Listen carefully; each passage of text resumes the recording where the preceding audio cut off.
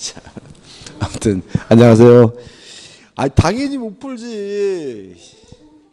당연하지. 아니 그 세상에 뭐야 그 한 두어 달 만에 막 풀리고 막 그러면 뭐하러 지금 공부를 시작해요? 8월 달에 시작하면 되지. 아유. 안녕하세요. 아이, 당연히 못 풀리는 게 당연한 거예요. 그러니까 예를 들어 가지고 영어 공부를 하는데 한 10개월로 해가지고 어떤 목표를 가지고 하는데 두 달 만에 문제가 술술 풀리면 잘못됐지. 그거는 그럼요. 참. 그 원래 봄이 되면 막 우울하고 이 그지 같은 걸 왜 시작했나 후회도 그래요. 근데 이 봄을 잘 지내셔야 돼. 봄. 그 제가 그 뭐 민잡에다가 공부 방법 보셨죠, 그죠? 그것도 좀 보시고 그래요. 그 특히 이 봄에 2차 과목 좀 하셔야 돼요. 2차 과목 안 하시면은 나중에 여름 되면은 사람이 참 묘한 게 시간이 금방 가잖아요. 그 여름 딱 7월 달만 돼도 심리적으로 두어 달밖에 안 남으니까는 그때 뭐 민법 학개론도 물론 안 돼 있을 거거든요. 물론 안 돼 있는데 2차 과목은 하나도 공부 안 했다 그래 버리면 그냥 아유 나 1차만 해 이래 버려 가지고 포기하거나 아니면 기간이 몇 년 걸리면 이것도 문제거든요. 그래서 여름에도 이 봄에 좀 2차 과목도 좀 하고 그러니까 어차피 민법 학개론은 시간이 필요해요. 그러니까 이거는 열심히 막 단기에 팍 투자한다 되는 과목이 아니고 옛날에 그런 거 있잖아요. 학창 시절에 영어 공부하는 거 있잖아요. 영어 공부. 영어 공부 어떻게 하셨어요? 꾸준히 하는 거잖아요. 예를 들어서 영어 공부를 하는데 뭐 내가 뭐 한 달을 그냥 팠다 그래서 영어 실력 파오르고 그런 거 아니거든요. 그러니까 이게 민법 학개론은 과목 특성이 꾸준히 해야 되는 거예요. 그러면서 나도 모르게 실력이 올라가는 거고요. 그리고 이제 2차 과목, 그러니까 2차 과목 미리 하셔야 돼요. 그 다음에 또 하나 특징이 뭐냐면 이 부동산학 개론하고 민법은 서로 상극이에요. 어떤 특징이냐면 학개론은 열심히 공부하면 민법을 다 까먹은 것 같고 민법을 열심히 공부하면 학개론을 다 까먹은 것 같고 막 이게 두 과목이 서로 뭐죠 이렇게 막 이렇게 밀어낸 듯한 이 성격이 아주 극단적으로 다른 과목이기 때문에 민법 학개론은 같이 꾸준히 하셔야 돼요. 그러니까 이걸 뭐 이번 주는 학개론만 다음 주는 민법 이래다가 큰일 나요. 이러면은 계속 뭐죠 도돌이표 되는 기분이 들기 때문에 민법 학개론 1차 과목은 매일매일 꾸준히 하시는 거예요. 그렇죠? 방법이 없습니다. 그리고 반드시 되고요. 이게 만약 예를 들어서 80점을 맞아야 된다 그런 시험이면 해도 안 되는 일이 발생할 수 있어요. 그죠? 근데 60점은 누구든지 다 넘을 수 있어요. 실제로 이 책이 이만큼 두껍잖아요. 막말로 말하면 이 책의 40%를 몰라도 되는 거잖아요. 그잖아요. 60점이라는 점수가. 그러니까 이게 이런 거예요. 지금은 그런 게 아니라 이게 우리가 항상 그 학창 시절에 이 상대평가 공부를 하셔가지고 남보다 어떻게 하든지 한 문제라도 더 맞는다 이런 의식이 강해가지고 자꾸 막 지엽적이고 어렵고 막 약점 극복 뭐하러 하는데 약점은 냅두세요. 어차피 몇 점 넘으면 되는 거예요? 60점 넘으면 되는 거잖아요. 그러니까 약점 극복을 하고 내가 모르는 거 안 되는 걸 되게 만들고 그러는 거는 막 이 상대평가 시험에서 남보다 어떻게 하든지 하나라도 더 맞아야 되는 그런 시험 방법인 거고 절대평가 시험 방법은 뭐냐면 그냥 내가 편한 거, 내가 좋아하는 거, 내가 이해하기 쉬운 거 그런 거 위주로 공부하는 거예요. 그래도 충분히 몇 점 맞을 수 있어요? 60점. 근데 자꾸 뭐 하냐면은 안 되는 걸 되게 하려고 하고 막 이러면서 막 그냥 시간 투자하니까 오히려 다 몰라. 그냥 오히려 내가 보기 편한 거. 나는 대리가 모르겠다. 아 그럼 하지 마 그냥 대리. 대리 뭐 두 문제 틀린다고 떨어지나요? 근데 문제는 뭐냐면 대리만 쭉 짜고 잡혀 있으니까 다른 거 안 해가지고 이제 전체가 깨지는 거잖아요. 그죠? 학개론도 마찬가지예요. 투자론 굉장히 어려워하시거든요. 근데 투자론 같은 것도 굉장히 중요해요. 왜냐하면 투자론이 돼야 뒤에 가서 감정평가가 되거든요. 근데 모르겠어. 하지만 그러면 안 해도 60점 맞을 수 있어요. 근데 문제는 뭐냐면 이거를 한다고 다른 부분을 제대로 공부 안 하고 시간 투자를 안 해가지고 뭐죠? 안팎으로 틀려서 떨어지는 거거든요. 그러니까 다시 말하면 절대평가 시험은 약점을 극복하고 안 되는 걸 되게 만들고 남들 모르는 거 내가 맞히고 뭐 특이한 판례를 하고 이게 아니라 안정적으로 평균 몇 점이에요? 60점을 확보하는 거니까 내가 편하고 내가 좋아하는 거 위주로 공부하셔가지고 안정적인 점수를 확보하는 거예요. 실제로 60점이라는 과목은 이 책의 40%를 전혀 몰라도 뭐 할 수 있다는 얘기예요? 맞을 수 있다는 얘기인데 따지고 합격할 수 있다는 얘기죠. 그죠? 그래서 제일 그러니까 이런 거죠. 이런 거 있잖아요. 공부 잘한다고 사회생활 잘하는 거 아닌 것처럼 중개사 시험에 고득점 맞는다고 중개업 잘한다는 보장 없고요. 운전면허 시험에 100점 맞는다 그래서 운전 잘한다는 보장 없어요. 어차피 자격증 시험이라는 거는 그냥 알맞게 딱 공부하는 거예요. 그렇지 않습니까? 자격증 시험. 그래서 제일 행복한 분이 뭐예요? 60점 딱 맞고 합격하신 분. 제가 그 재작년인데 부산에서 강의를 했는데 그 여자분이신데 그 떨어졌대요. 떨어진 이유가 2차는 60점이 넘으셨는데 1차에서 한 문제가 부족하다는 거예요. 그래서 그런가 보다 했는데 이제 합격자 모임을 하거든요. 근데 제가 이제 그날 수업 있어가지고 10시 수업 끝나고 갔어요. 갔더니 이 아줌마가 계시더라고요. 그래서 막 날라다니신 거예요. 그래서 왜 그랬더니 그 학교라는 과목에서 한 문제가 구제가 돼가지고 딱 60점이어가지고 합격을 했다는 거야. 그러니까 이 아줌마 그날 그 자리에 있는 사람 중에서 가장 행복하신 거야. 그냥 막 노래 부르시고 그냥 막 뛰어다니시고 난리가 아니더라. 그게 제일 행복한 거지 뭐. 99점 맞으면 뭐 할 거예요. 그죠? 의미 없습니다. 그 실제로 중개업이라는 과목이 그 사람을 상대하는 과목이잖아요. 그죠? 그리고 중개업 사람을 상대하는 사업이기 때문에 이게 공부 시간이 길어지면 이게 생활이 단절돼요. 자꾸 이게. 그리고 또 공부하면요. 또 어떤 느낌이 있냐면 센치해져요. 그런 거 느끼셨어요? 막 우울해지고 막 그 왜냐하면 이게 책을 이렇게 딱 보다가 갑자기 20년 전 일이 떠오르는 거야. 그때 내가 왜 그렇지? 그러면서 막 이러고 앉았고 막 이러면서 막 센치해지고 막 소극적이고 막 우울해지고 막 공부하면 그렇게 돼요. 근데 이게 막 2, 3년 돼 버리면요. 합격해도 그 자기 쪽을 써먹지를 못해. 이게 또 이런 거에 또 그래가지고 맨날 뭐 공부로 다녀 뭐 공연 중에서 따고 주택가에서 따고 못 따고 뭐 이러면서 그냥 세월 보내신 분도 많아요. 그러니까 이게 공부 이런 거는 딱 빨리 끝나는 게 가장 좋아요. 자, 오늘은 이제 우리가 이 책의 마지막 부분이죠, 그죠? 마지막 집합건물법하고 부동산 실권리자 명의 등에 관한 법률을 하고 끝나고 이제 어떻게 해요? 맨 앞으로 갑니다. 오늘 책 끝낸 날이니까 술 한잔 마셔야 되나? 자, 교재 몇 페이지를 표시냐면 622페이지예요. 622페이지 집합건물의 소유 및 관리에 관한 법률이고요. 문제는 딱 한 문제 나와요. 딱 한 문제 나오는데 양이 좀 많아요. 양이 많기 때문에 그러니까 양이 많은데 딱 한 문제 나온다는 건 어렵게 안 나와요. 기본적인 것만 내고요. 그 다음에 또 어떤 특징이 있냐면 약간 이 부분은 공법스러워요. 민법 같지 않고 공법스러운데 민법 교수님들이 보통 이제 문제를 출제하시는데 그분들은 이 법을 공부를 안 하세요. 평상시에. 그래서 잘 몰라요. 그래서 문제를 어렵게 내지는 않는다. 그죠? 좀 개념을 좀 잡아보죠. 자, 이런 문제입니다. 한 동에 건물이 있는데 이 한 동의 건물을 따로따로 구분해서 소유하고 있으면 그걸 우리가 뭐라 그러냐면 구분 소유권이라고 하고요. 구분 소유권의 객체가 되는 부분을 우리가 전유 부분이라고 합니다. 그러니까 결국 뭘 생각하시면 되죠? 아파트를 생각하시면 되고 전유 부분 그러면 우리가 아파트 분양받을 때 전용 면적 요걸 생각하시면 되는 거죠. 이러한 구분 소유권의 객체인 전유 부분이 되려면요. 두 가지 요건을 갖춰야 돼요.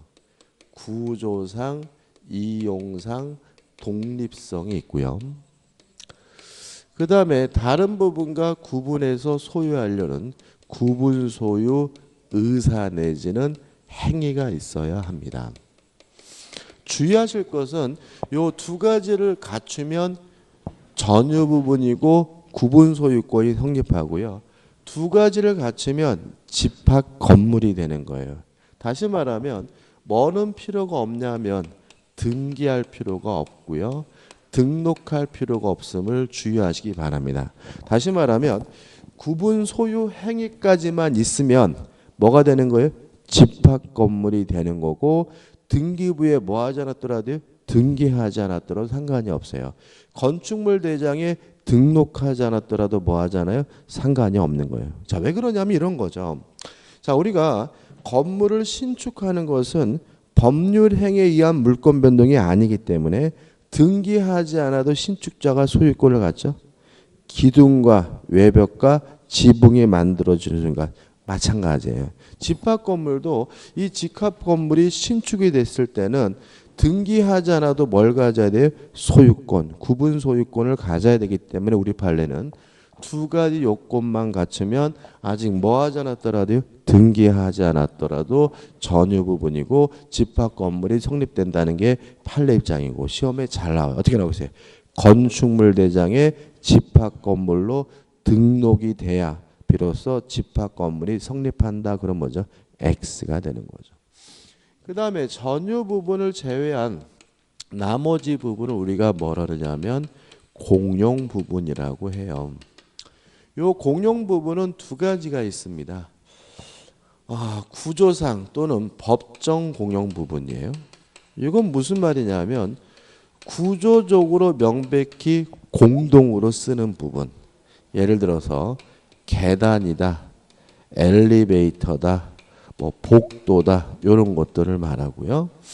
그 다음에 규약상 공용 부분이라는 게 있어요.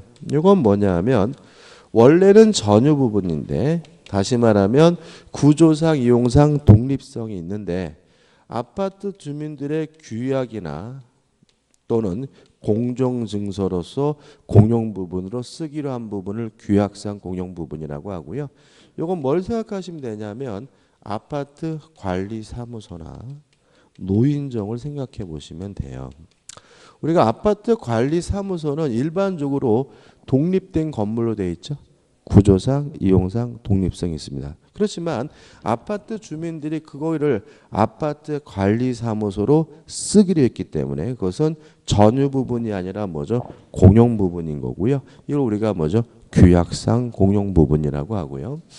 요 계단, 엘리베이터, 복도와 같은 법정 공용 부분은 등기 능력 자체가 없습니다. 따라서 등기할 필요가 없고요. 규약상 공용 부분은 등기를 해야 됩니다. 등기 능력이 있는데 유의하실 것은 요 규약상 공용 부분을 팔 수는 없죠. 그죠? 갚고 필요 없는 거죠. 또 규약상 공용 부분에다가 저당권 설정할 수는 없죠. 을구는 필요가 없는 거죠. 그래서 뭐만 비치하게 되냐면 표제부만을 비치하게 된다는 거 아마 공시법 시간에 배우셨을 것이라고 저는 굳게 믿습니다. 그 다음에 전유과 공용 부분은 일체성을 떼요. 이게 무슨 말이냐면 예를 들어서 아파트를 구입하시면 전유 부분만 이전 등기 받으면 돼요. 공용 부분은 자동으로 뭐죠? 쫓아오는 거죠. 근데 이 일체성은 절대적 일체성이에요. 예외가 없다는 거죠. 따라서 구분 소유자 전원의 동의가 있더라도 이 공용 부분만 따로 분리해서 절대로 뭐 하지 못해요? 처분하지 못합니다. 당연한 얘기죠. 뭐 계단 분리해서 처분할 수 있겠어요? 없는 거죠. 그래서 전유 부분과 공용 부분은 절대적 일체성을 띈다는 것까지 기억하시면 됩니다. 끝이고요. 그 다음에 요 아파트 구분 소유자들이 가지고 있는 토지에 대한 권리를 대지 사용권. 또 만약 이것이 등기가 되어 있다면 대지권 이런 말을 써요. 아마 공시법 시간에는 대지권과 대지 사용권을 명백히 구별했을 때는 됐을 텐데 집합건물법에서는 그렇진 않아요. 그냥 대지 사용권, 대지권을 같은 의미로 보면 되는데 요 대지 사용권, 대지권도 두 가지가 있어요. 법정 대지. 이게 무슨 말이냐면 아파트 밑바닥 땅이죠. 집합 건물이 소유하는 요 땅을 우리가 뭐죠? 법정 대지라고 하고요. 그 외의 땅, 뭐 화단, 놀이터, 뭐 차도, 뭐 이런 기타 땅을 우리가 뭐라 그러냐면 규약상 대지라고 해요. 이거 뭐 솔직히 구별할 필요는 없습니다. 이걸 합쳐서 우리가 뭐죠? 대지 사용권이라고 하고, 요 전유 부분과 대지 사용권도 뭐가 뜨냐면 일체성을 떠요.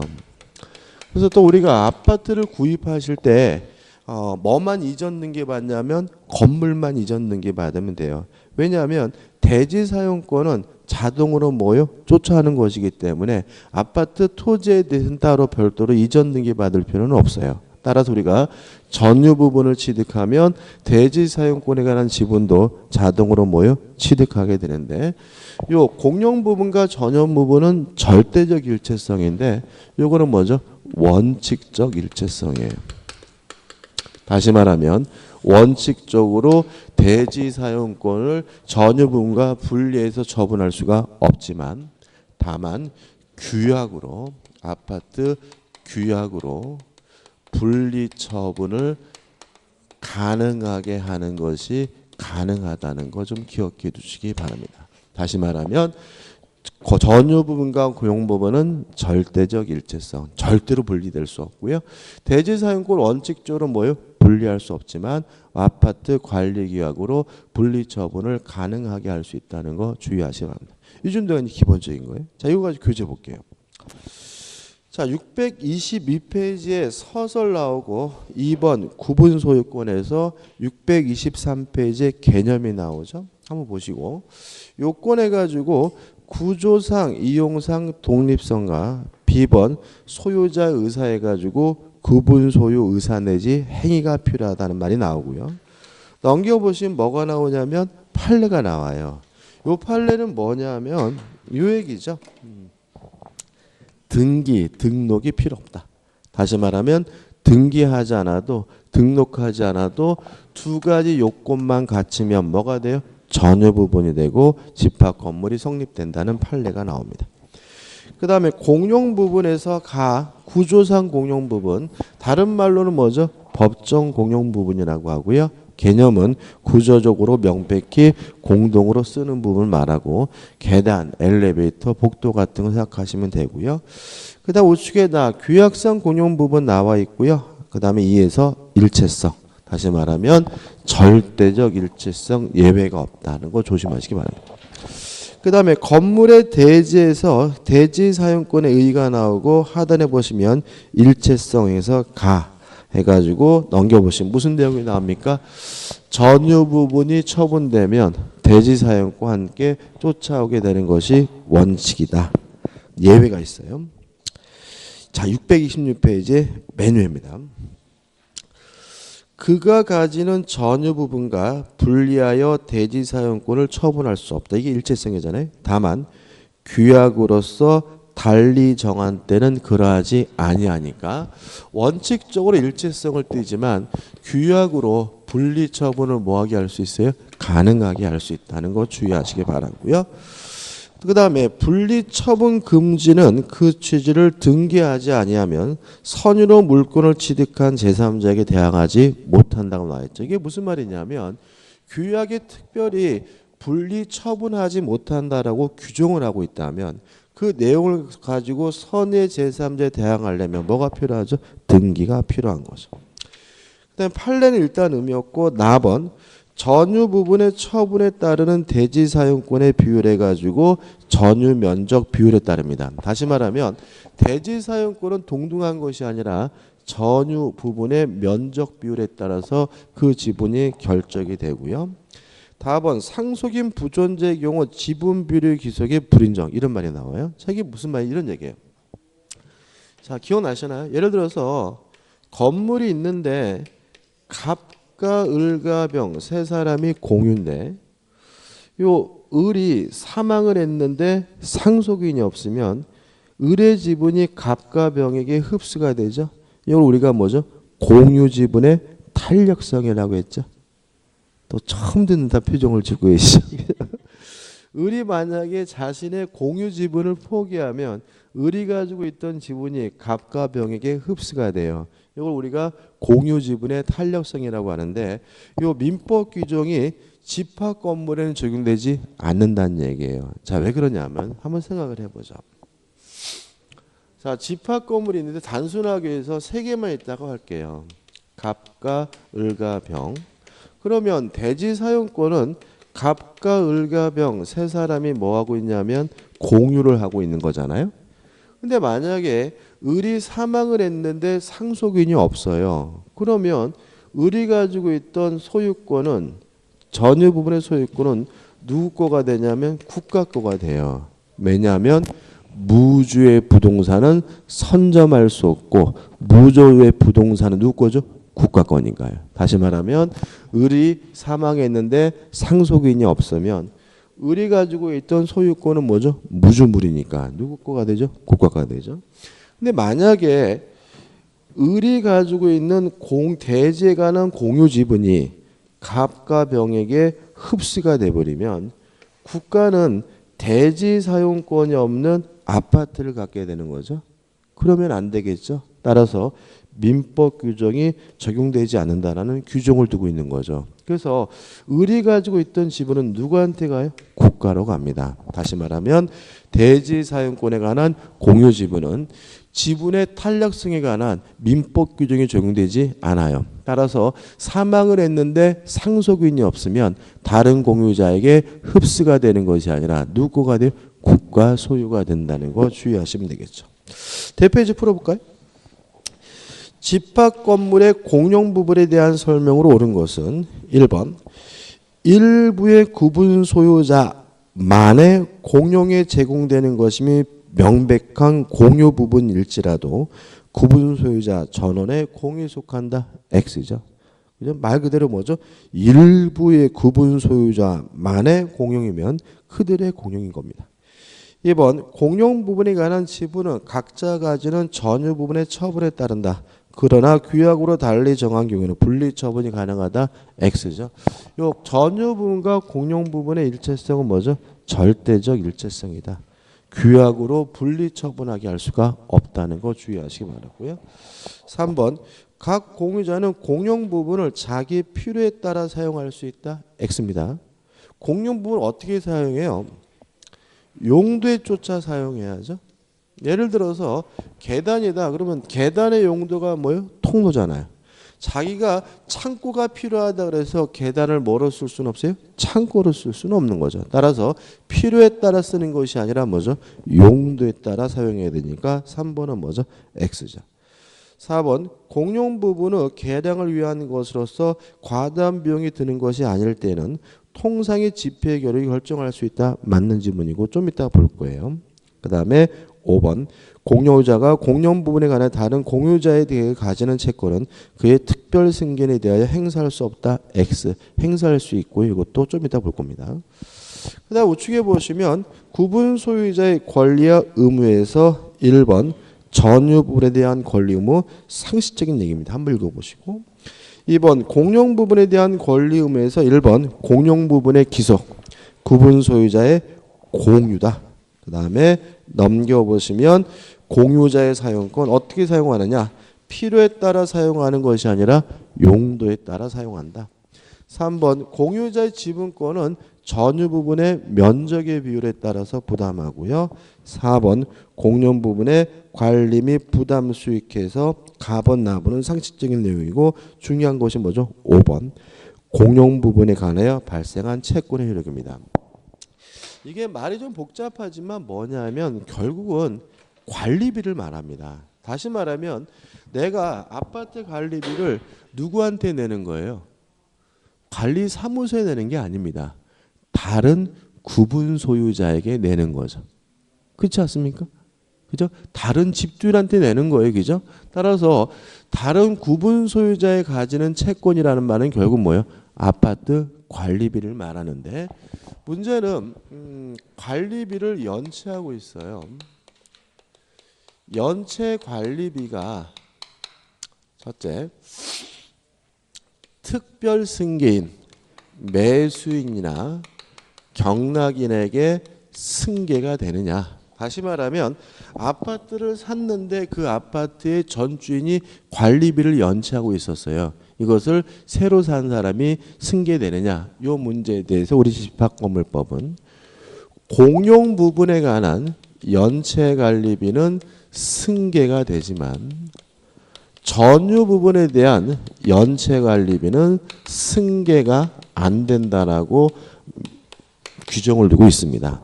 따라서 예를 들어서 아파트 관리비를 전 소유자가 50만 원 안 냈어요. 근데 보니까 개인 수도세, 개인 전기세 이런 건 낼 필요가 없는 거죠. 근데 공용 수도세, 공용 전기세 이런 것들은 어떻게 해요? 내줘야 한다 이런 얘기고요. 이게 문제가 되는 것은 뭐냐면 경락인이에요. 이게 어떤 문제냐면 아파트를 경매받으실 때 조심하셔야 되는데 자기 집이 경매가 될 정도면 관리비 제대로 못 내요. 그렇지 않습니까? 지금 이 사람은 빚을 못 갚아가지고 아파트가 뭐 될 상황이에요? 경매될 상황인데 아파트 관리비나 제대로 내겠습니까?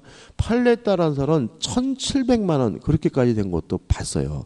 그러니까 이게 아싸 싸게 샀다고 들어갔다가 이 관리비 때문에 뭐죠? 혹 붙이는 경우가 발생할 수가 있거든요. 뭐 몇 년 동안 못 내는 분도 계신단 말이죠. 솔직히 단전단수 함부로 못 해요. 그렇지 않습니까? 그죠? 그래서 이게 경매 받을 때 조심하셔야 돼요. 그래서 실제로 만약에 여러분은 나중에 경매 참여하시고 아파트가 마음에 드시면 그 인터넷 사이트만 믿고 경매 받으시면 안 돼요. 반드시 관리사무소에 가가지고 그 아파트 그 주인이 관리비를 얼마나 연체하고 있는지를 확인하셔야 돼. 무슨 말 아시겠어요? 그죠? 그럼 가서 물어보면 가르쳐 줄까요? 가르쳐 줍니다. 왜냐하면 어차피 돈 받아야 되니까 자기들은. 그죠? 가르쳐 주는데 거기서 뭐라 그러냐면 아줌마가 이것을 경락 받으시면 공용 부분뿐만 아니라 전유 부분까지 다 내야 됩니다. 왜 그러는데 물어보면 반드시 뭐라 그러냐면 아파트 관리 규약에 전유 부분에 대한 연체 관리비도 승계된다라고 규정을 두고 있다라고 하는 거죠.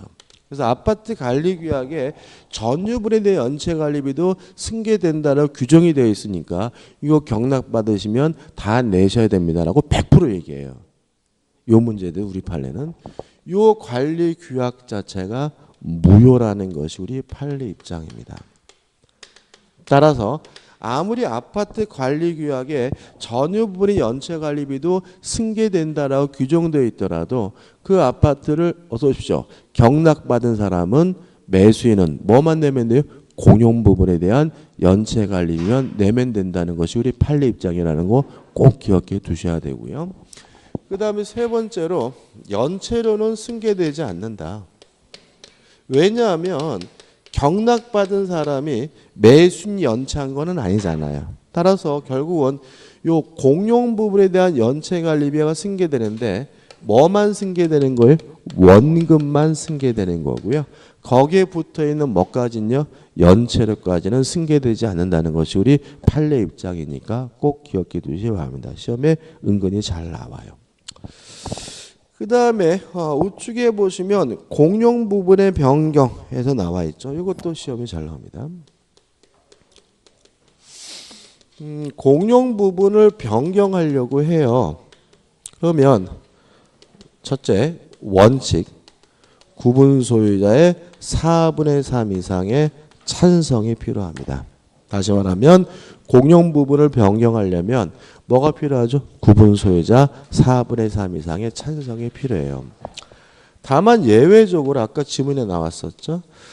과반수의 찬성, 통상의 집회 교류로서 공용 부분을 변경할 수 있는 경우가 있는데 두 가지를 기억해 두시는데요. 첫째, 이러한 변경 행위가 계량 행위이고요.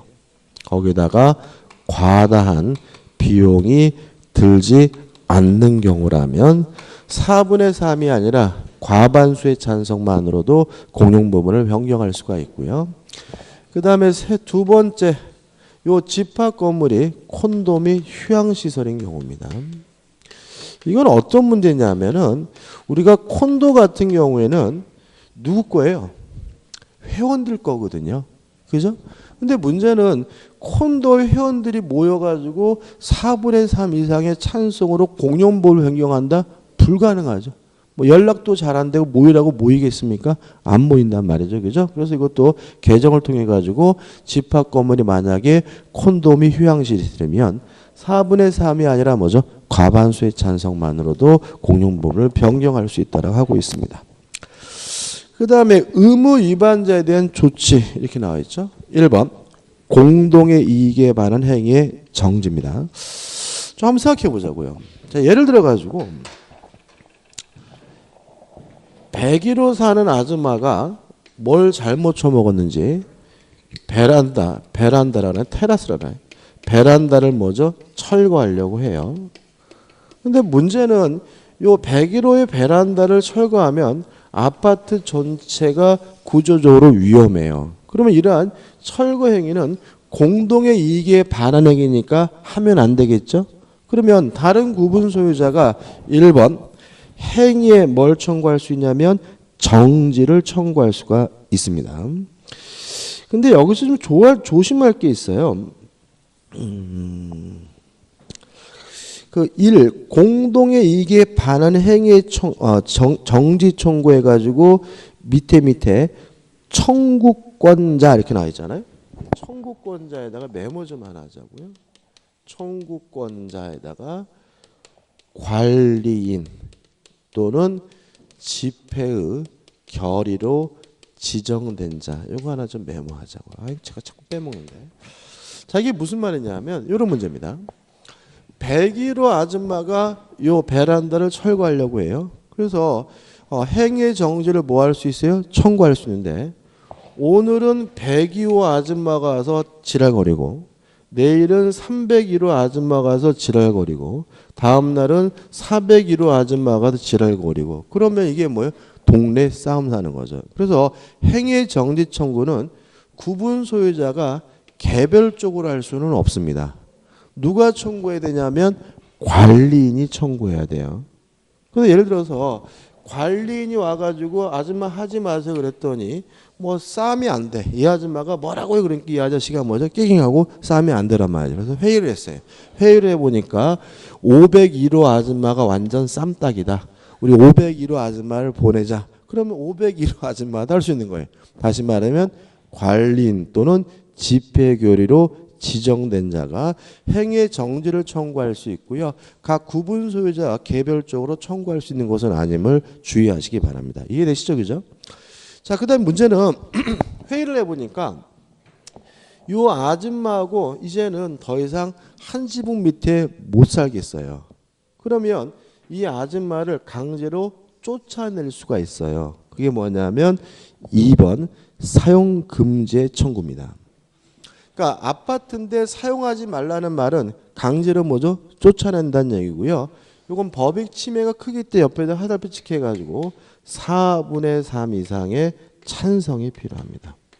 다시 말하면 행위 정지가 아니라 강제로 뭐 할 수 있어요? 쫓아낼 수 있는데 이걸 우리가 뭐죠? 사용금지 청구라고 하고요. 몇 분의 몇 이상의 찬성이 필요하죠? 4분의 3 이상의 찬성이 필요해요. 그 다음에 또 회의를 해보니까 이 아줌마를 쫓아내봤자 언젠가는 다시 돌아와가지고 또 이 난리를 칠 우려가 있으니까 아예 팔아버리자.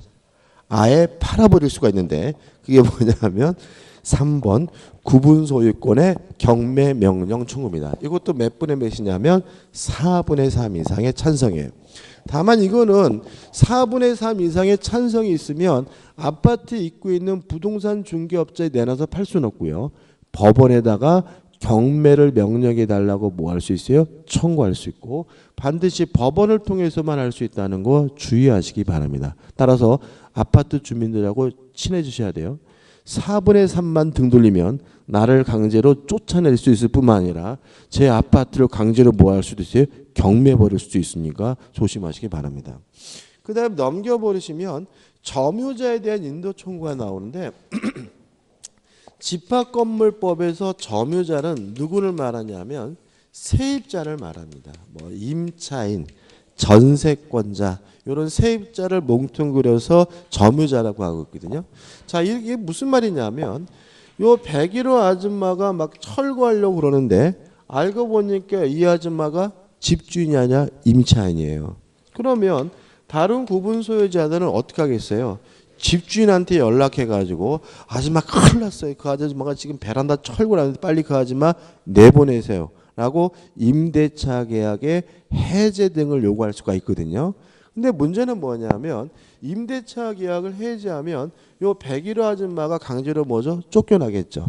따라서 이것도 몇 분의 몇이냐면 4분의 3 이상의 찬성이 필요합니다. 다시 말하면 의무를 위반한 사람이 집주인이 아니라 세입자면 임대인에게 인도해라 또는 임대차 계약을 해제해라 라고 요구할 수 있는데 이것도 강제로 쫓아내는 것이니까 몇 분의 몇 이상의 찬성이 필요하죠. 4분의 3 이상의 찬성이 필요합니다. 기타 건물 설치 보존상의 하자. 자, 이런 문제입니다. 401호 베란다에 샤시가 되어 있어요. 이 베란다 샤시는 명백히 뭐죠? 전유 부분인 거죠. 그죠? 근데 어떤 사람이 지나가다가 요 401호 샤시 베란다가 떨어지는 바람에 이 양반이 맞아가지고 다치셨어요. 그러면 요 401호 베란다는 전유 부분이니까 만약에 요 401호에 대해서만 손해배상을 청구할 수 있다면 요 사람의 보호가 부족하다는 거예요. 그래서 일단 전유 부분의 하자라 하더라도 전체 공용 부분의 하자한 곳을 일단 먼저 추정을 합니다. 그래서 이 사람은 관리사무소에 가가지고 전체 주민을 상대로 일단 손해배상해 달라고 뭐 할 수 있는 거예요? 청구할 수가 있는 거예요. 이것도 잘 나와요. 한번 읽어볼게요. 전유 부분이 속하는 한 동의 건물의 설치 또는 보존의 하자로 인하여 타인에게 손해를 가한 때는 그 하자는 어디 있는 것으로 공용 부분에 존재하는 것을 일단 추정한다는 거 주의하시기 바랍니다. 그 다음 2번 구분 소유권의 매도 청구는 뭐냐면 대지 사용권과 전유 부분의 일체성을 주고 있는 이유는 만약에 대지 사용권과 전유 부분이 뭐 되면 안 돼요? 분리되면 안 되죠.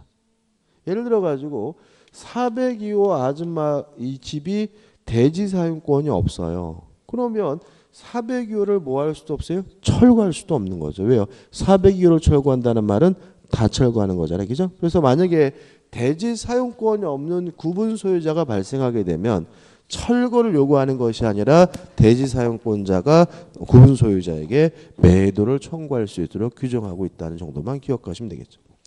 3번 대지 사용권, 대지권 분리할 수 없고요. 4번 분양자의 담보 책임이 나오고 있습니다. 이것도 좀 간단하게 좀 정리해 보자고요. 자, 이건 뭐냐면 아파트를 분양받았는데 그 아파트에 하자가 있어요. 그러면 요 분양 이 하자에 대해서 뭘 물을 수 있어요? 담보 책임을 물을 수가 있어요. 근데 문제가 되는 것은 뭐냐면 과거에 이런 일이 좀 많았습니다. 예를 들어 가지고 뭐 대전 현대 아파트 뭐 현대 무슨 아파트 상륙 해가지고 현대건설이 분양하는 것보다 이렇게 보지만 실제로는 이런 경우는 현대건설은 시공자고요. 아파트를 분양하는 분양자는 듣도 못한 뿅간다 종합건설 이런 경우가 굉장히 많아요. 그래서 실제로는 만약에 이 아파트가 시공 과정에 하자가 생기면 실제로 이 아파트를 분양받은 수분양자는 누구한테 아파트를 산 거예요? 뿅간다 종합건설한테 아파트를 산 거지 현대건설에서 아파트 산 것은 아니니까 나중에 보면은 현대건설은 아무 책임이 없다. 왜요? 요 뿅간다 종합건설만 책임진다. 이래가지고 뭐죠? 문제가 생긴 경우가 굉장히 많았습니다. 우리는 아파트를 분양받을 때 시공자인 누굴 믿고 아파트를 분양받았어요? 현대건설을 분양받죠. 그래서 이렇게 되는 거죠. 이러한 담보 책임은 일단 그 아파트를 판 원칙 분양자가 담보 책임을 부담합니다. 분양자가. 근데 문제가 많다 보니까 법을 개정을 했어요. 그냥 쉽게 말씀드리면. 다만 분양자가 망하면, 쉽게 기억하면 돼. 분양자가 망하면 이때는 이 담보 책임을 누가 부담하도록 하고 있냐면 시공자가 부담하도록 하고 있다는 거 기억해 두시기 바랍니다. 원칙적으로 담보 책임은 누가 부담합니까? 분양자가. 다만 분양자가 부도 등으로 망했다면 보충주로 누가 담보 책임 부담해요? 시공자가 부담한다. 이거 기억해 두시기 바라고요. 그 다음에 이러한 담보 책임에 관한 규정은 강행 규정입니다. 우리가 민법에서 배웠던 담보 책임은 임의 규정이기 때문에 특약으로서 달리 정할 수 있지만 이 규정은 강행 규정이기 때문에 수분양자에게 불리한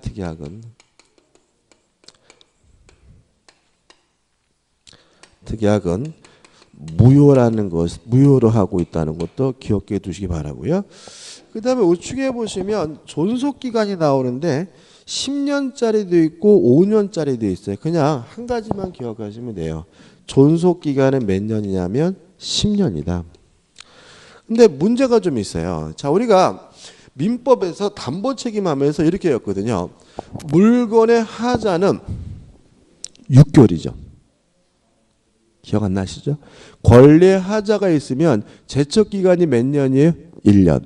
물건에 하자가 있으면 제척기간이 몇 개월이에요? 6개월이에요. 근데 아파트 같은 경우에는 하자가 있다는 이유로 6개월 동안만 담보책임 물을 수 있으면 말도 안 되는 거잖아요. 그죠? 이사 와가지고 눈만 깜빡하면 6개월 그냥 지나가잖아요. 그래서 6개월이 아니라 몇 년이에요? 10년인 거예요. 10년인데 주의하실 것은 10년의 기산점입니다. 시작점이 달라요. 여기서 가끔 시험이 나오는데 만약에 이 하자가 있는 부분이 전유 부분이라면 10년을 언제부터 시작하냐면 인도받은 때부터 시작을 해요. 그래서 이사 온 때부터 몇 년 동안요? 10년 동안 담보 책임 물을 수가 있고요. 만약에 이 하자가 공용 부분에 관한 하자인 경우에는 사용 승인일 또는 사용 검사일부터 먼저 10년이 됩니다. 그래서 우측에 보시면 공용 부분에서 복잡하게 나와 있지만 사용 검사일 또는 사용 수령일 둘 중에 하나만 기억하시면 되거든요. 부터 먼저 시작하게 된다. 보통 시험에 여기서 내면 두 가지를 먼저 뒤바꿔서 내요. 전유 부분에 대한 담보 책임인데 사용 승인일부터다 그러면 먼저 X가 된다는 거 간단하게 정리하시기 바랍니다. 그 다음에 넘겨보시면 분양자의 기타 의무 한번 읽어보시기 바라고 넘겨보시면 뭐가 나오냐면 관리단이 나옵니다. 자, 관리단이라는 것은 뭐냐면 구분 소유자의 모임을 말해요. 그러면 우리가 알고 있는 아파트 입주자 대표회하고 달라요. 아파트 입주자 대표회는 뭐예요? 입주자의 모임이잖아요. 근데 여기서 말하는 관리단은 구분 소유자, 집주인의 모임인 거예요. 그럼 저 이런 의미 들죠. 아니 우리 아파트는 아파트 입주자 회의만 있고 관리단이라는 건 없는 것 같은데 없을 수가 없습니다. 왜냐하면 관리단은 목적과 설립해가지고 관리단 밑으로 하나 둘 셋 네 번째 보시면 구분 소유자의 단체로서 당연히 뭐죠? 성립된다. 이게 무슨 말이냐면 구분 소유 관계가 성립하게 되면 뭐 소집 절차 필요 없어요. 만드는 절차도 필요 없고 구분 소유자를 구성원으로 해서 자동으로 만들어지는 것이 뭐죠? 관리단이다. 그래서 우리 아파트에 관리단이 없는 것처럼 보이지만 실제로는 반드시 뭐하게 돼요? 존재하게 되는 거죠. 그 다음에 하단에 4번 법적 성격은 권리 능력 없는 사단으로 보고요. 우측에 4번 관리단 채무에 대한 구분 소유자 책임은 새로 이사하는 사람도 뭐죠? 책임을 부담한다는 거 기억해 두시기 바라고요. 그 다음에 2번 관리인이 나오죠. 자, 관리는 뭐냐면 집주인의 대표예요. 누굴 말한다고요? 집주인의 대표. 그러니까 아파트 입주자 대표의 회장을 말하는 게 아니에요. 그 다음에 관리사무소 소장을 말하는 게 아니라 구분 소유자 집주인의 대표를 우리가 뭐죠? 관리인이라고 하는데 일을 해가지고 관리인은 반드시 선임되는 것은 아니고 구분 소유자가 10명 이상일 때 선임을 하게 됩니다. 여기서 시험에 잘 나오는 것은 뭐냐면 2예요. 이렇게 나와 있습니다. 관리는 구분 소유자일 필요가 없으며 그 임기는 2년의 범위에서 규약으로 정합니다. 자, 그럼 생각해 보자고요. 구분 소유자의 모임이 뭐죠? 관리단이고 집주인의 대표가 뭐죠? 관리인인데 관리인이 뭐일 필요 없어요? 구분 소유자일 필요가 없대요. 이게 모순된 것처럼 보이죠? 왜 이렇게 됐느냐 하면 이거 개정된 사항인데 이것도 자 이런 겁니다. 우리가 관리단이라는 건 당연히 존재하지만 현실적으로 운영되지는 않아요. 그리고 관리인도 구분 소유자가 10명 이상이면 반드시 선임해야 되는데 선임하는 아파트들이 없어요. 그래서 보통 어떻게 하냐면 서류상 입주자 대표의 회장이 관리인을 겸직해요. 무슨 말 아시겠어요? 근데 문제는 뭐냐면 과거에 입주자 대표의 회장이 세입자인 경우도 있어요. 무슨 경우도 있어요? 세입자. 그러다 보니까 관리인이 될 수 없는 사람이 관리인을 하고 있는 경우가 많았다는 거죠. 그래서 그 불법을 적법하게 바꾸기 위해서 집합건물법을 개정을 해가지고 관리는 뭐일 필요 없어요? 구분 소유자일 필요가 없다라고 개정을 한 거예요. 그래서 입주자 대표회의 회장이 관리인을 겸직하고 있는데 그분이 뭐라고 하더라도 세입자라도 상관이 없다. 왜냐하면 구분 소유자의 대표인 관리인은 뭐일 필요 없어요? 구분 소유자일 필요가 없으니까요. 3번 관리단 집회 결의로 선임되거나 해임되고요. 4번 관리인의 권한과 의무는 박스로 되어 있죠. 이거 외우지 마세요. 그냥 쭉 읽어보시는 거고. 그 다음에 하단에 보시면 3. 관리위원회예요. 자, 이건 어떤 거냐면 관리인의 직무집행을 감시하기 위한 감시기구로서 관리위원회를 두는데 1 해가지고 밑에 세 번째 줄 관리단에는 규약으로 정하는 바에 따라 관리위원회를 둘 수 있다요. 자, 이게 무슨 말이냐면 관리단은 반드시 있는 거예요. 관리위원회는 있을 수도 있고 어떻게요? 없을 수도 있는 거예요. 따라서 관리위원회를 두어야 한다 그러면 뭐죠? X. 관리위원회는 뭐죠? 둘 수 있는 거고. 그 다음에 2번 관리인의 사무집행을 감독하고요. 그 다음에 3번 읽어보시고 넘겨보시면 4번이 나옵니다. 읽어보면 관리위원회 위원은 구분 소유자 중에서 관리단 집회의 결의에 순출합니다. 그럼 여기서 또 문제가 생겨요. 관리위원회 위원은 구분 소유자여야 합니다. 그죠? 자, 그럼 이렇게 되는 거죠. 구분 소유자의 대표, 집주인의 대표인 관리인은 뭐일 필요 없어요? 구분 소유자일 필요가 없는데 그 관리인을 견제하기 위한 관리위원회 위원은 반드시 뭐 해야 돼요? 구분 소유자여야 하니까 이것도 모순되는 것처럼 느끼죠? 시험에 잘 나와요. 그래서 관리는 구분 소유자일 필요가 없지만 관리위원회 위원은 뭐 해야 돼요? 구분 소유자여야 합니다. 그 다음에 규약 및 집회에 대해서 1. 규약 하나만 기억하시면 됩니다. 아파트 관리 규약은 구분 소유자의 4분의 3 이상의 찬성으로 설정할 수도 있고 변경할 수도 있고 폐지할 수 있습니다. 다시 말하면 규약을 처음에 만들 때도 뭐죠? 4분의 3. 규약을 변경할 때도 뭐죠? 4분의 3. 규약을 폐지할 때도 몇 분의 몇이요? 4분의 3 이상의 찬성이 필요하다. 그것만 기억하시면 되고 그 다음에 하단에 2번 집회. 관리단 집회는 쉽게 말하면 집주인의 모임을 말합니다. 뭘 말해요? 집주인의 모임. 자, 집주인의 모임, 관리단 집회는 나번해가지고 집회 종료해가지고 정기 관리단 집회는 1년에 한 번씩 해요. 회계 연도 종료 후 3개월 이내에 반드시 소집해야 되고요. 또 필요하다고 인정될 때 소집하는 것이 뭐죠? 임시관리단 집회인데 임시관리단 집회는 원칙적으로 관리인이 소집합니다. 다만 구분 소유자 5분의 1 이상의 찬성으로 임시단 관리단 집회를 뭐 할 수 있어요? 소집을 요구할 수가 있습니다. 다시 말하면 정기관리단 집회는 1년에 한 번씩 회계연도 종료 후 3개월 이내에 반드시 뭘 해야 돼요? 소집을 해야 되고요. 임시관리단 집회는 필요하다면 관리인이 소집하거나 구분 소유자 5분의 1 이상의 찬성으로 뭐 할 수 있어요? 소집할 수가 있고요. 우측에 보시면 집회 소집 통지해 가지고 집회를 소집하려면 일주일 전까지 회의의 목적사항을 명시해서 반드시 뭐죠? 통지해 줘야 되는데 그 다음에 중요한 것은 뭐죠? 동그라미 2번이에요. 자, 이런 문제입니다. 자, 예를 들어서 302호가요. A, B, C 세 사람의 공유예요. 이 아파트는.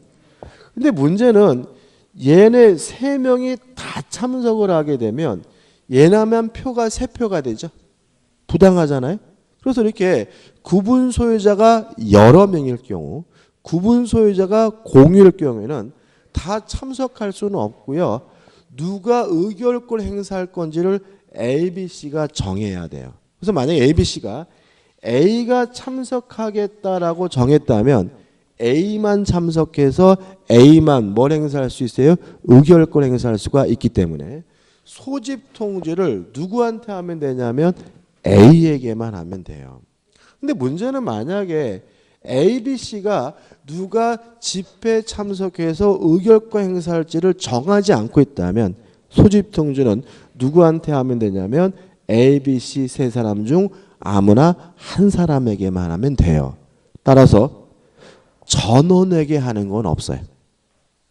다시 말하면 구분 소유자가 여러 명일 경우에는 의결권을 행사하기로 지정된 자에게만 소집 통지하고요.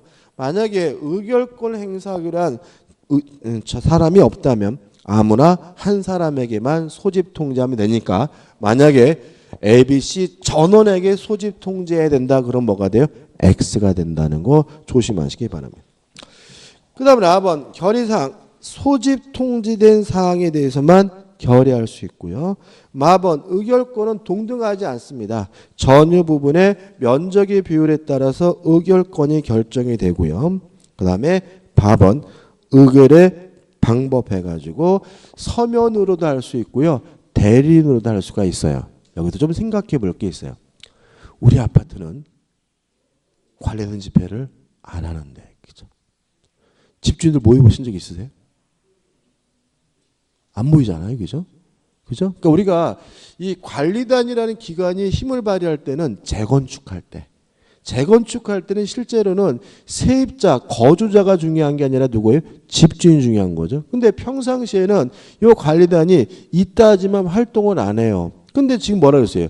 정기관리단 집회 1년에 한 번씩 하라 그랬잖아요. 근데 하는 아파트가 없단 말이에요. 그래서 뭐예요? 이것도 개정을 한 거예요. 꼭 집회를 소집해야 되는 거는 아니고요. 그냥 서면으로 가정통신문으로 대체할 수가 있어요. 하단에 보시면 몇 분의 몇 이상의 찬성이냐면 5분의 4 이상의 찬성이에요. 다시 말하면 집회를 소집하지 않고 이 관리단 집회를 서면으로 뭐 할 수 있어요? 대체할 수 있다. 몇 분의 이상의 찬성이 있으면요. 5분의 4 이상의 찬성이 있습니다. 그래서 보통 아파트들은 관리사무소에다가 가라로 서면 하나 붙여놓고 그냥 끝내고 있는 경향입니다. 그죠? 그 다음에 넘겨보시면 점유자의 의결 진술권이 나와 있죠. 자, 관리단 집회는 구분 소유자의 모임이기 때문에 세입자는 참석할 수가 없습니다. 그 다음 예외적으로 세입자가 의결권을 행사할 수 있는 경우도 있어요. 이건 나중에 말씀드릴 거고 일단 오늘은 다만 자신의 이해관계에 있는 사항에 대해서 뭐예요? 출석하여 의견을 진술할 수가 있습니다. 그게 뭐죠? 동그라미 1번이에요. 그 다음 이제 2번입니다. 자, 문제가 생겼어요. 뭐가 생겼냐면 이런 문제입니다. 자, 지금 우리가 어떻게 하고 있냐면 입주자 대표회장이 뭐예요? 관리인을 겸직한다 그랬잖아요. 그죠? 근데 입주자 대표회의 회장은 어떻게 뽑아요? 입주민들의 투표로 뽑죠. 저희 아파트 같은 경우 입구에다가 이렇게 놓고 사인해 주세요 가지고 이렇게 하잖아요. 그죠? 근데 입주민들은 누구도 포함해요? 세입자도 포함해요. 근데 관리인을 선임하려면 구분 소유자, 집주인의 과반수의 찬성이 필요하거든요. 근데 투표하는 사람들이 뭐다 보니까요. 세입자들도 투표하다 보니까 구분 소유자의 과반수를 넘지 못하는 경우가 대단히 많아요. 그래서 이것도 뭐죠? 개정을 한 거예요. 이번은 무슨 말이냐면 만약에 그 집회가 관리인을 선임하고 해임하는 집회라면 누가 의결권 행사하냐면 세입자가 행사합니다. 다시 말하면 구분 소유자 의결권을 누가 행사한다고요? 세입자가 행사한다라고 규정을 둠으로써 세입자가 한 의결도 뭐요? 유효한 의결로 뭐죠? 하도록 하고 있다는 거 주의하시기 바랍니다. 그죠? 정리해 볼게요. 자, 점유자, 세입자는 관리단 집회에 참석해서 의결권 행사할 수가 없고요. 다만 의견만 뭐 할 수 있어요? 진술할 수가 있는데 그 관리단 집회가 만약에 관리인의 선임 및 해임을 위한 집회라면 구분 소유자 의결권을 누가 대신 행사할 수 있어요? 세입자가 대신 행사하게 된다는 것까지 기억해 두시기 바랍니다. 대표이제 답만 볼게요. 틀린 것을 찾는데 4번을 보시면 건물의 시공자가 전유 부분에 대하여 구분 소유자에게 지는 담보 책임의 존속 기간은 자 전유 부분에 대한 담보 책임은 어디 있나요? 언제부터 시작합니까? 인도시부터 시작하니까 사용 승인일부터 기산한다 X죠. 사용 승인일부터 기산하는 것은 뭐죠? 공용 부분에 대한 담보 책임입니다. 기산점이죠. 그 다음 우측에 보시면 뭐가 나오냐면 재건축이 나옵니다. 일단 간단히 정리해 볼게요.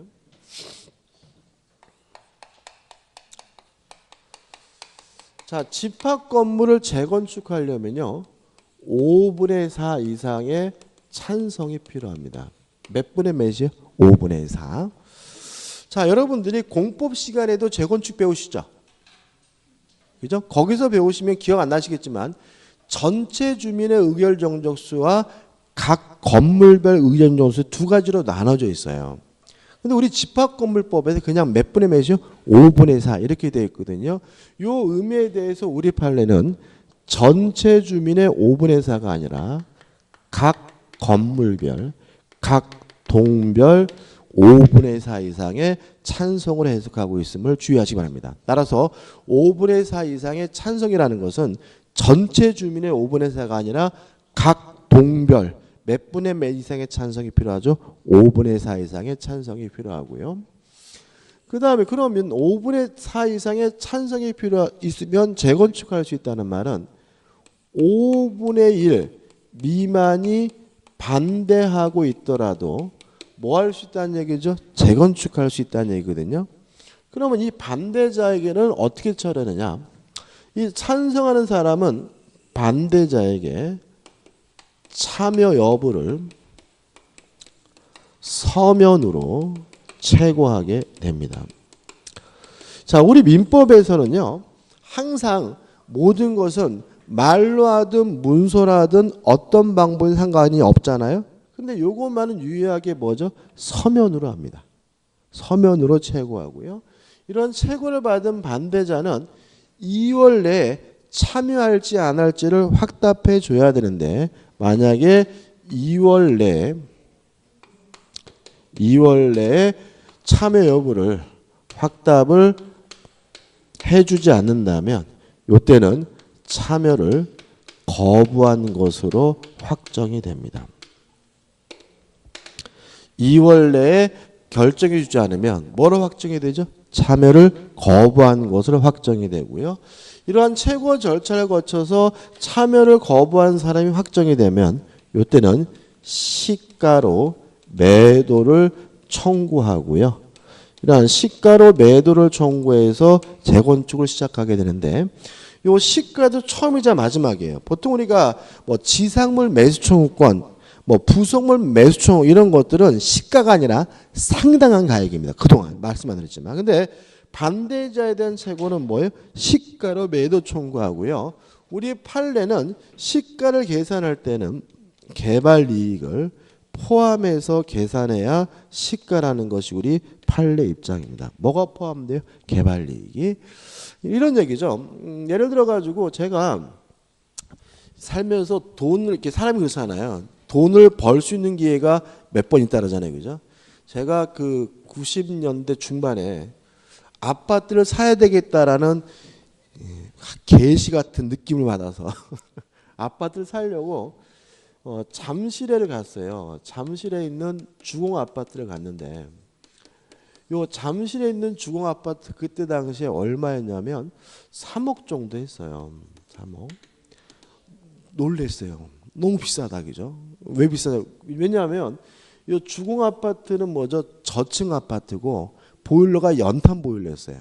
근데 이게 뭐죠? 3억이라는 거예요. 그래서 미쳤다 그랬더니 개발업자가 뭐라 그러냐면은 이게 3억인 이유는 요거 재개발 될 거고 재개발되면은 몇 평을 이 아파트는 받게 되는데 그 아파트 가격이 3억이니까 3억입니다. 다시 말하면 이 3억이라는 금액은 뭐가 포함되어 있는 금액이에요? 개발이익이 포함되어 있는 거죠. 그래서 시가로 배상할 때는 그냥 주변 시세를 배상하는 것이 아니라 그것이 재개발됐을 때, 재건축됐을 때 받을 수 있는 개발이익까지 포함시켜야 뭐죠? 시가라는 게 우리 판례 입장에 기억해 두시고요. 그래서 이런 깜놀랐어요. 그래서 제가 고민하다가 중동 신도시 있잖아요, 그죠? 그쪽에 갔더니 아파트를 분양하는데 1억 정도 하더라고요. 1억 정도. 그때 27평짜리였던 것 같은데 1억 정도. 그래가지고 요거 살까 하다가 요거를 샀어요. 요거를 샀어요. 요새 요거 17억, 뭐 20억, 에휴. 17억 막 20억 요래요 요새. 그래가지고 그때 그거를 샀어야 되는데 막 샀으면 인생 끝인데 여기까지만 기억하시면 됩니다. 그죠? 끝이. 그 다음에 넘겨보시면 마지막에 이제 뭐가 나오냐면 복구가 나와요. 그죠? 639페이지에. 자, 일부가 멸실돼서 멸실된 부분을 복구하려고 해요. 1번. 만약에 건물 가격의 2분의 2 이하가 멸실됐다면 통상의 집회결이 가반수의 찬성으로서 복구 결의할 수가 있는데요. 만약 2번 건물 가격의 2분의 1을 초과하는 부분이 멸실되는데 불구하고 복구 결의할 때는 5분의 4 이상의 찬성이 필요하다. 이해되시나요? 그러니까 이게 뭐냐면 건물이 일부가 무너졌는데 건물 가격의 2분의 1을 넘게 무너졌어요. 그러면 차라리 때려 부시고 다시 짓는 게 나을 수도 있거든요. 그런데도 불구하고 뭐하게 복구 결의하려면 몇 분의 몇 이상의 찬성이 필요한 거죠? 5분의 4 이상의 찬성이 필요하다까지 기억해 두시면 되고, 그 다음에 넘겨보시면 대표예제가 나와 있죠? 제가 박스로 의결정족수를 이렇게 정리해 놨어요. 대표예제도 풀어보시고 이 박스에 나와 있는 거 이것도 뭐죠? 꼭 암기하셔야 됩니다. 의결정족수 다 설명드린 겁니다. 끝입니다. 자, 이제 마지막으로 이제 뭘 갈 거냐면 부동산 실권리자 명의 등에 관한 법률로 갑니다. 자, 661페이지부터 나오는데요. 이게 몇 페이지 안 돼요. 보시면 664페이지니까 한 4페이지죠? 4페이지인데 몇 문제가 나오냐면요. 2문제를 내요. 여기서. 그 다음에 문제가 굉장히 까다롭습니다. 어렵습니다. 근데 실제로 이 부분은 뭐 교재는 안 볼 거예요. 왜냐하면 사례를 좀 정리를 하셔야 돼요. 사례를. 그러니까 법 내용은 아주 단순한데 나오면 반드시 뭐가 나오냐면 사례 문제가 나오고요. 또 이게 몇 번 문제예요? 80번 문제거든요. 그러니까 우리가 시험이 1번부터 40번까지가 뭐죠? 부동산 학교는. 41번부터 80번까지가 민법인데 문제는 이게 80번 문제니까 79번, 80번 문제니까 지금 어떤 상황인 거예요? 10분 남았습니다.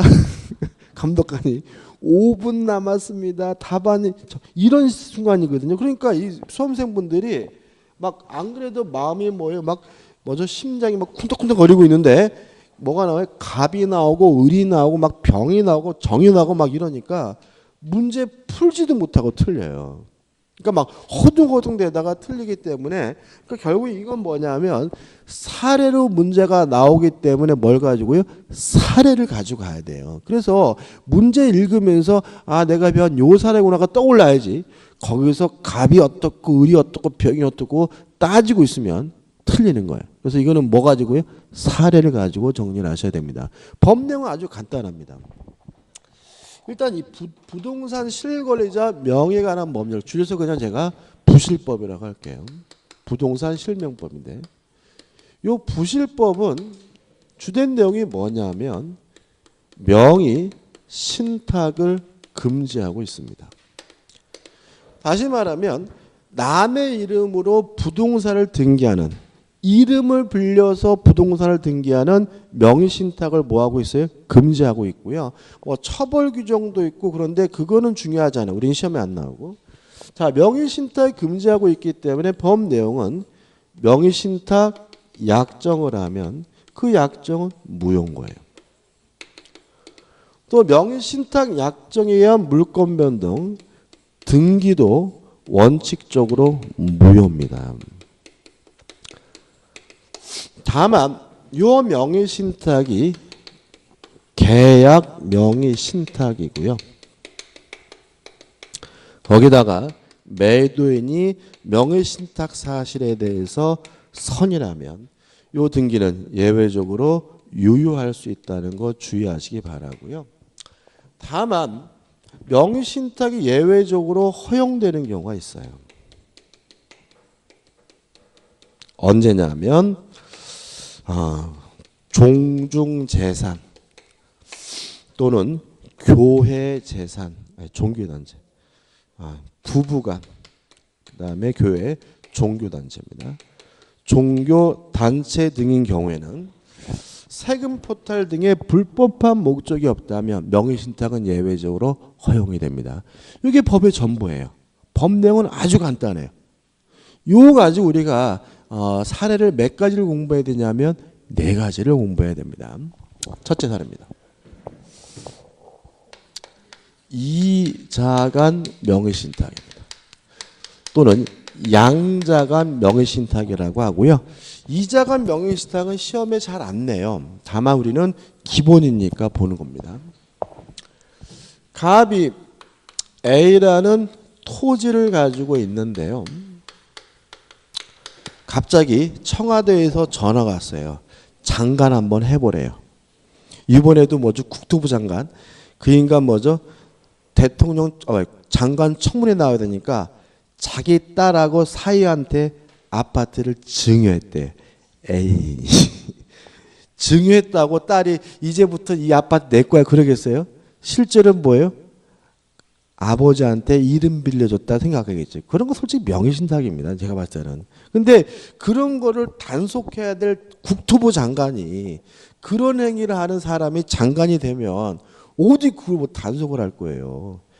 아파트 투기를 억제해야 될 장관이 국토부 장관이 지가 뭐죠? 아파트 투기하다가 실컷하다 왔는데 무슨 투기를 잡겠어요. 그죠? 아무튼 그런 거 보면은 꼴보기 싫어 죽겠어 아주 그냥. 그러니까 이게 뭐냐면 그러니까 이게 그러니까 뭐 보통 청문회 나오면 뭐 땅이 엄청 많다 다 숨기고 남은 게 그걸 거예요. 그러니까 막 우리가 빙산의 일각이라 그러잖아요. 그죠? 빙산이 위에는 요만게 보이지만 밑에는 뭐죠? 어마어마하게 있는 것처럼 청문회 나와서 밝혀지는 건 뭐예요? 요만큼은 실제로는 뭐죠? 다 명의신탁에 숨겨놓고 나오는 거겠죠. 그죠? 근데 뭐죠? 지 딸한테 증여라니까 너무 표관하게 그죠? 표관하게 했는데 그것도 뭐 위험해 넘어가는 분위기더라고요. 마음에 안 들어 아무튼. 이번에 누구죠? 그 법무부 차관 그 출국하려고 하다가 학의요? 이름도 크지 않네.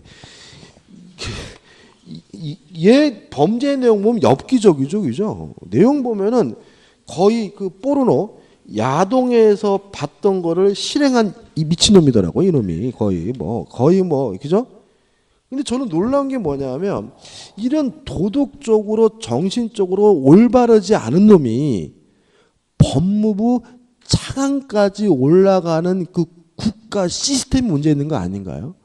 그런 도덕적으로 문제 있고 이런 애들은 이미 그 사회의 어떤 이런 시스템에 의해서 걸러지고 그래야 되는데 세상이 어디까지 올라가요? 법무부 차관까지 올라가잖아요. 이런 놈이 법무부 차관이 되면 무슨 법 집행을 해? 그죠? 범죄 잡혀면 나도 그랬는데 뭐 이런 소리 듣고 가시는 그잖아요, 그죠? 지도 그랬는데 어떻게 걔를 처벌하라고 그래? 자기도 양심 있다면. 그러니까 이게 뭐예요? 이게 막 이러는 거야. 그러니까 우리나라가 아직도 사회 부패 지수가 맨날 그러잖아요. 사회 부패 지수가 뭐 OECD 국가의 뭐 하위권이다. 맨날 그러는 이유가 뭐냐면 이런 애들이 사회 시스템에 의해서 걸러지는 게 아니고 얘네들이 계속 올라가고 차관도 내고 장관도 내고 뭐 당대표도 되고 막 이런 식으로 되니까는 이게 계속해서 선진국이 봤을 때 이상한 나라처럼 보이는 거죠. 아우 저는 이런 거 보면 얘가 뭐 범죄를 저지르고 그것도 웃기지만 얘가 법무부 차관까지 올라왔다는 그런 사회 시스템 자체가 저는 충격적입니다. 우리나라 좀 뭔가 좀 정신 차려야 돼. 안 그러다 콜 나겠어. 자, 이상한 명시당입니다. 그래서 갑이 어떻게 해요? 친구 늙어 만나가지고 네 이름 좀 빌려다오. 그래서 이름을 명의를 빌려주기로 하면 이게 뭐예요? 명의 신탁인 거예요. 그래서 명의 신탁이라는 말은 뭐냐면 이름을 빌리기로 하는 계약. 이름만 빌리는 계약이 뭐죠? 명의 신탁이고 을로부터 이름을 빌려가지고 갑이 을에게 이전 등기를 해주면 두 명이 했으니까 이자가 명의신탁, 양자 명의신탁이라고 하고요. 요 갑을 우리가 명의신탁자라고 하고 을을 우리가 뭐죠? 명의수탁자라고 합니다. 일단 이런 것은 부동산 실명법이 금지하고 있습니다. 따라서 갑과 을 간의 명의신탁 약정 무효예요. 또 등기도 뭐죠? 무효입니다. 따라서 을 앞에 등기가 됐지만 갑 신탁자에게 아직적으로 뭐가 있는 거예요? 소유권이 있는 거고요. 따라서 갑은 자신이 소유권자라는 이유로 을의 등기에 대해서 말소 등기를 청구하는 것이 뭐죠? 가능합니다. 이해되시죠? 보통 명의신탁을 왜 하냐면은 세금 안 내려고 하거나 아니면 돈을 안 갚으려고 하는 것이기 때문에 이거는 인간 본성에 바르니까 반사회적이지 않아요. 따라서 갑이 을에게 등기해 준 것은 뭐가 아니죠? 불법 원인급여가 아니기 때문에 갑 스스로 무효라고 주장하면서 을의 등기에 대해서 말소를 청구하는 것이 가능합니다. 근데 을이 자기 앞에 등기된 것을 기하로요 병한테 팔아먹고 병에게 이전 등기를 해주면 제3자는 선이든 악이든 묻지 않고 항상 뭘 갖게 되냐면 소유권을 갖습니다. 다만 병이 아는 것을 넘어가지고 적극 가담하면 이제 을과 병 간의 매매는 반사회적에서 무효이기 때문에 이때는 뭘 갖지 못하냐면 소유권을 갖지 못합니다. 뭐하고 똑같냐면요. 이중매매하고 똑같습니다. 저는 한번 말씀드렸던 기억이 나요. 여기까지 기억해 두시면 돼요. 끝이에요. 두 번째, 3자간 명의신탁 또는 중간 생략형 명의신탁이라고 하는 게 있어요. 자, 이건 이런 문제입니다. 갑이 병과 만나가지고 병소유 A 토지에 대해서 매매 계약을 했어요. 병이 뭐죠? 매도 있는 거죠. 근데 갑자기 청와대에서 전화 왔어요. 장관하래요. 그래서 자기 앞으로 등기해 놓을 수가 없어서 친구인 을을 만나서 친구야, 네 이름 좀 빌리자. 명의신탁 약정을 하고요. 매도인에서 명의수탁자를 직접 등기가 이루어졌다면 이걸 우리가 뭐죠? 3자간 명의신탁이라고 합니다. 다른 말로는 갑을 거치지 않고 직접 을로 등기가 됐기 때문에 중간 생략형 명의신탁이라고도 해요. 물론 갑과 을 간의 명의신탁 약정 무효입니다. 또 을 앞에 이루어진 등기도 뭐죠? 무효입니다. 따라서 매도인에게 아직 뭐가 있는 거예요? 소유권이 있습니다. 이해되시죠? 따라서 병은 자신이 소유권자란 이유로 의뢰 등기에 대해서 말소 등기를 해달라고 뭐 할 수 있어요? 청구하는 것이 가능합니다. 여기서 중요한 것은 뭐냐면 요 갑이죠. 일단 갑이 명의 신탁자가 을에게 직접 이전 등기해달라고 청구할 수는 없어요. 왜냐하면 갑과 을의 약정이 뭐죠? 무효니까요. 그러면 갑은 소유권을 취득할 방법이 없느냐? 이 문제에 대해서 여기서 유일하게 유효한 게 있는데 요 갑과 병 간의 매매 계약은 무효가 아니라 뭐예요? 유효한 거예요. 따라서 갑은 병에게 이전 등기해달라고 요구할 수 있는 뭐는 있냐면 채권은 있는 상태이기 때문에 갑이 을에게 직접 이전 등기해달라고 청구할 수는 없지만 병을 대위해서 병의 소유권을 대해서 의뢰 등기를 말소시킨 후 이전 등기 받으면 뭘 할 수 있어요? 소유권을 취득할 수 있다는 것이 우리 판례 입장입니다. 끝이. 물론 을이 자기 앞에 등기된 곳을 기하로 제3자에게 팔아먹으면 제3자는 선악불문하고 소유권을 취득하고요. 적극 가담하면 소유권을 취득하지 못한다는 것은 같습니다. 세 번째, 계약 명의 신탁입니다.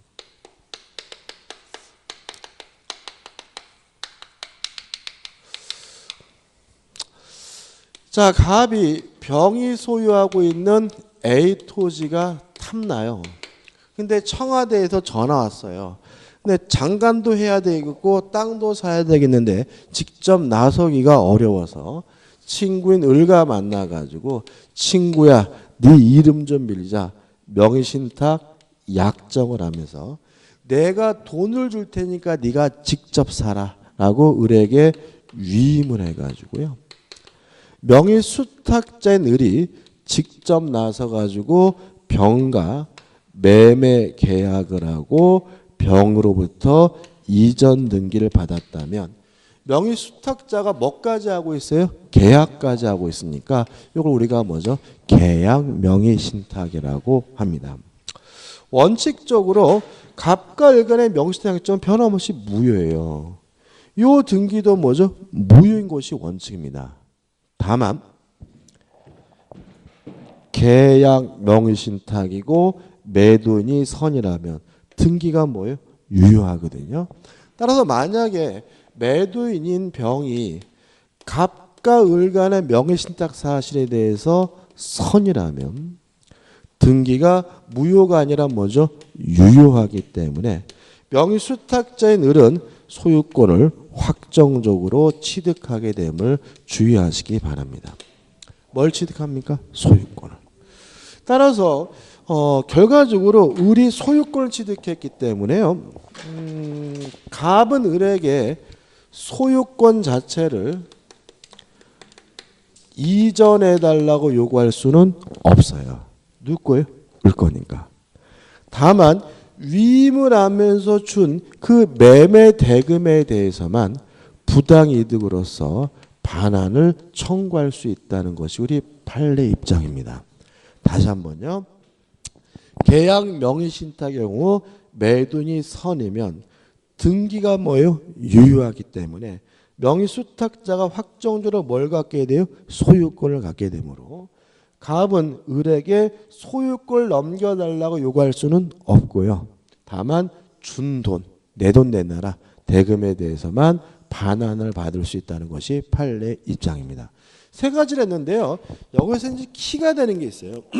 여기까지 보면 이제 표정이 좀 어두워지시게 되는데 이 세 가지가 소유자가 다 달라요.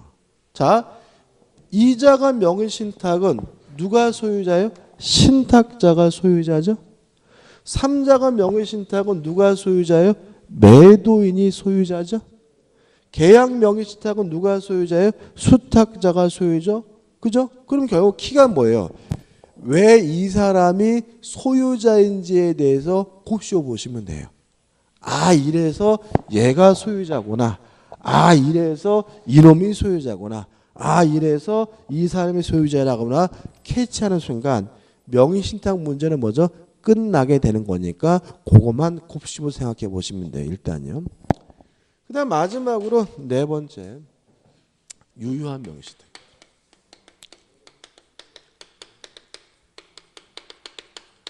자, 이 뭐죠? 만약에 종중 재산이나 부부간이나 종교단체의 경우에는 명의신탁이 뭐가 돼요? 허용이 되기 때문에 뭐가 존재합니까? 유효한 명의신탁이 존재하게 되는 거죠. 그럼 생각해 보자고요. 갑이 을과 만나가지고 명의신탁 약정을 하고요. 갑이 을에게 이전 등기를 해줬는데 갑과 을이 부부예요.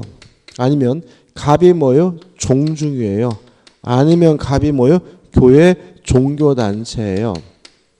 부부까지 생각해 볼까요? 그럼 여기서 좀 생각해 볼 것은 뭐냐면 허용이 되고 유효하다는 말은 명의신탁 약정도 뭐예요? 유효하고 등기도 뭐하다는 얘기예요? 유효하다는 얘기예요. 그러면 누구 것인지가 애매해요. 자, 왜 그러냐면 명의신탁이 유효하다는 말은 이름 빌리는 계약이 유효하다는 얘기잖아요. 그럼 진짜 준 게 아니잖아요. 단순히 뭐만 빌린 거예요? 이름만 빌리는 거니까 누구 건 거예요? 갑 건 거죠. 그죠? 그죠? 그 다음에 등기가 유효하다는 말은 갑에서 을로 소유권이 넘어왔다는 얘기잖아요. 그럼 누구 거예요? 을 건 거죠. 그래서 이 유효한 명의신탁은 누가 소유인지가 대단히 애매하기 때문에 우리 판례는 대내적 관계와 대외적 관계로 나눠요.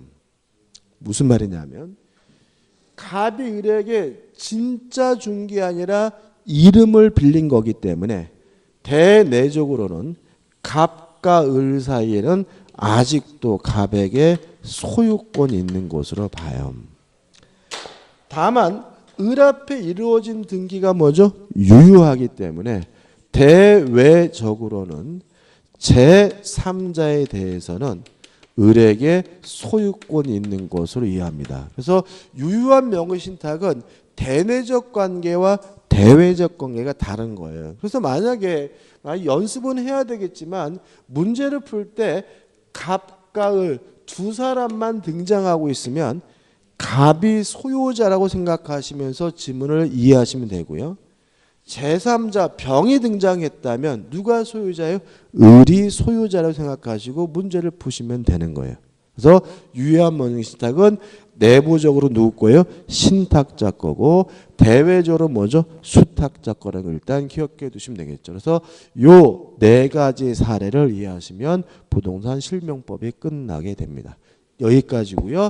그래서 이제 책은 다 끝난 거고요. 좀 쉬었다가 맨 앞으로 돌아가서 다시 시작하도록 하겠습니다.